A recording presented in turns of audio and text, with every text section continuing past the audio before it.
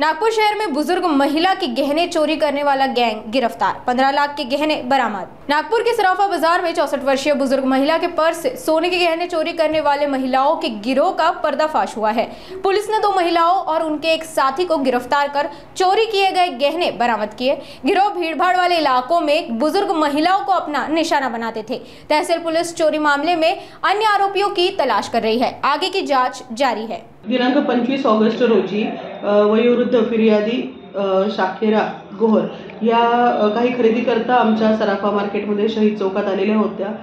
मार्केटमध्ये असलेल्या गर्दीचा फायदा घेऊन महिला आरोपितांनी त्यांच्या आजूबाजूला त्यांची बॅगमधनं चेन हळूच काढून आणि आतमध्ये असलेल्या छोट्या जी पर्स असते ज्याच्यामध्ये महिला त्यांचे किमती ऐवज किंवा पैसे जास्तीचे ठेवत असतात ती पिक पॉकेटिंग केली होती आणि ही चोरी आमच्याकडे दाखल करण्यात आलेली होती।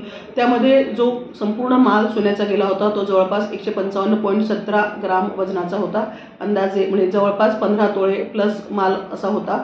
हा सदरच्या ज्या चोर महिला आहेत त्या परिसरातील सीसीटीव्ही फुटेज मध्ये दिसून आल्याने त्या फुटेजच्या आधाराने त्यांचा शोध घेतला असता टोळी अजनी एरियातील त्या महिला चोरट्या महिला आहेत आणि त्यांच्याकडे संपूर्ण मुद्देमाल त्यांनी एका चोर महिलेने तिच्या पतीकडे दिला होता तो मिळून आलेला आहे। एकूण 15,30,000चा 100% मुद्देमाल रिकव्हर करण्यात आलेला आहे।